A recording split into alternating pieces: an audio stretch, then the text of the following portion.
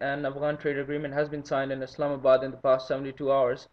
So do you think that, how do you think that this would affect the stability of Pakistan as well as strategic and economic interests in the whole region of the country? Tariq, this is a national security betrayal by this traitor government, if I use this word for them. Yes. For the last 63 years, Pakistan had not allowed this kind of an arrangement. Yes. And without taking the nation into confidence, without discussing it in the parliament, without discussing the terms with the media, without discussing it with the trade and business communities, very secretly under the arm twisting and pressure tactics of Hillary's visit, this government has secretly signed this document, which basically allows, they wanted the traffic both ways. Right. That is, the Indians should be able to use the Wagah border and right up to Torkham, and the Afghans would be using the Torkham border to send the supplies into India. The question is, now they are saying that we have only allowed it one way, that is, the Afghan trucks would go to India. Yes. But the point is, why on earth would they allow the Afghan trucks to take their goods to India when we know that Afghan Kabul government has been hostile to us? It is supporting the insurgencies against Pakistan. Right. And the fact is, when almost 1,000 NATO containers have been lost in Pakistan from Karachi to Khyber, and nobody knows where those containers went, what they contained, their weapons, their explosives which were in them have been opened up and stolen into Pakistan, and everything has been arranged by the American security contractors, which we know are Blackwaters. Right. Then what is the guarantee that the trucks which are coming in from Afghanistan will not be bringing in explosives and weapons and all those subversive material that Pakistan legally, which they cannot send legally into Pakistan, and then those trucks would not be opened and their goods would not be stolen or distributed within Pakistan to the insurgent groups. Now, what product does Afghanistan have which they must export to India? Nothing except dry fruits. Right. So this is a nonsensical, rubbish agreement, which is a national security betrayal, and the Pakistani nation must come out on the streets to stop those trucks. It's not acceptable at all. Right. And especially if the Indians also start to use, because the government is stunned by the reaction that Pakistani nation has shown towards this agreement. So initially, they were very hush-hush about this, but now they've come out slightly and said, we will not allow Indians to use this facility. Right. But the point is, even allowing Afghans, because right now, every weapon, every rocket, every bomb explosion that takes place in Pakistan, its weapons and explosives are coming from Afghanistan. Right. But they are being smuggled in. But now, through this agreement, they would be brought in legally. The trucks would be bringing in those explosives, and those trucks would be opened in Pakistan and distributed to the insurgent group. That would make a national security nightmare. Right. And this must not happen. Right. Sir, we also see that the political parties are actually not actually seeing what's going on here. I mean, we see a complete political, social, economic, educational, and a survival upheaval in Pakistan. So do you think that by only changing the government will we be able to actually bring about a proper change, or a complete makeover of Pakistan is needed at this stage, say from the judiciary all the way to the whole system of Pakistan, which should be based upon the actual caliphate, which was our role model? Tariq, we have two stages here. In the immediate short term, the replacement of this government is an immediate necessity. Right. This government is itself a national security risk. They are the most corrupt, incompetent, and sold-out government that Pakistan has seen in its history. Right. And primarily, there are two major issues that Pakistan is confronted these days. One of them is corruption, and the other is terrorism or law and order crisis. Now, any government, even if it's a caretaker government, after replacing this, which comes in and takes in this two-point agenda to stop the corruption, to punish the corrupt, and to punish those who are involved in terrorism and insurgency in Pakistan. Right. For the short term, to stabilize the country, these two measures are desperately required.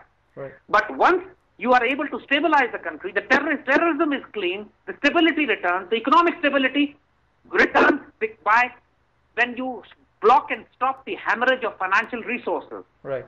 This is the richest country on God's earth. We have got everything under the sun which nations can dream of, from oil and gas and gold and silver and copper and agriculture and farmlands and rivers and canal systems. Goodness, we are, mashallah, the great and the richest nation on this earth. Right. But all the loot and plunder and corruption of the leaders that we see around has brought this country to the level of bankruptcy. Now, so initially, the first stage, we do need to stabilize. And to stabilize, we do not need democracy, we do not need dictatorship. We need a kind of a benevolent dictator who should be harsh on those people who are looting, robbing, plundering this country, and of course creating terrorism, fear among the masses, so that business activity and daily life cannot go on. And the second stage, yes, we do need to change these systems, because the systems in this country were made by the British almost 150 years ago. Right. And the systems made by a colonial power to rule native people, obviously those systems are decadent, they're decayed, they are absolutely stagnant, so decomposed, that they cannot take a rising Islamic power into the 21st century. Right. We will need to change the systems. We'll have to have homegrown, indigenous systems, not based on democracy, not based on dictatorship, but based on our indigenous model of Khilafat-e-Rashida, the system of Khilafat that the Muslims had for 1300 years. It's not an obsolete system. It's not a system which has not been practiced. It's been with the Muslims for 1300 years. Right. And in the books of politics, in the books of political science and international relations, they don't teach how the systems and governance of Khilafat-e-Rashida was implemented. During the time of earlier caliphs, the government was from China right up to Europe. And the biggest empire ever humanity has seen was created by these rightly guided caliphs. And there was not a single right on administrative issues, governance issues, law and order. And the nation, the justice, the humanity which existed in those systems was so stunning and mind-boggling that the system itself is futuristic and not dogmatic and not prehistoric, as so many liberal extremists try to project it. Right. So Pakistan now needs its own solutions. We have our own unique problems. We have our own unique geography. We have our own unique history. And we have our own unique faith and ideology and vision and wisdom. Right. This country was created on the vision and wisdom of Quaid-e-Azam and Allama Iqbal. Allama Iqbal was the ideologue, Quaid-e-Azam was the executioner, the lawyer, the leader. Now, if these founding fathers of Pakistan never wanted Pakistan to become a Western democracy or a secular dictatorship, they had their own vision, and now we own it, we revive it. Right. And the objective resolution that was passed by our founding fathers in 1949 has been revived by the generation of this 21st century. This year, on 23rd March 2010, we passed a resolution in Lahore called Takmeel-e-Pakistan Resolution, or Completion of Pakistan Resolution, that Pakistan is an unfinished destiny, it's an unfinished agenda. It was created on La ilaha illallah, there is no God but Allah subhanahu wa ta'ala, but it must be completed on Muhammad Rasulullah, and Muhammad sallallahu alayhi wa sallam is the messenger of Allah subhanahu wa ta'ala. His rules, his laws, his love, his adab, his sharia must be implemented on this land. And that's what we live for, that's what our objective is, that's what our mission statement is, that's what our desire is, and that's what our strategy is. Right. So, sir, I will talk more on that in a later show. A massive military exercise between China and Pakistan has also taken place between the 1st through 7th of July 2010 in the northern Xinjiang province of China.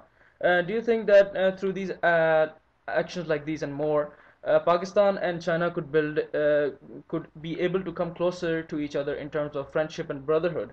And also, do you think that the 3 nuclear reactors deal with China is also sending a similar message to Pakistan? You see, Pakistan and China are historically very close. We are the closest friends. Right. And we have intense defense and nuclear cooperation with each other. And Pakistanis don't hide that. We own it. We proudly own it. It's a beautiful history. It's a beautiful legacy. Now, this is what I'm saying. So the fact is that the Americans, despite the fact that for the last 9 years they've been bullying Pakistan, now they're not able to say a word when Pakistan is getting close to the Americans, especially on the nuclear issue. Americans had signed a so-called civilian nuclear deal with Indians, and they had shunned that deal with Pakistan. Right. This is Pakistan's response to the Americans that, okay, if you refuse, we go to China. Right. And Chinese have also offered Pakistan a membership of the SCO, Shanghai Cooperation Organization, a counterpart of NATO. And that is very disturbing for the Americans as well. And in the coming days, you find that while Pakistan has taken few F-16s from the Americans, Pakistan has developed a better aircraft with the help of the Chinese, the JF-17 Thunder also. Right. So simultaneously we see that while Americans are having a very uncomfortable relationship in matters of security and defense with Pakistan, while Pakistan and it's China and Pakistan which are freely cooperating with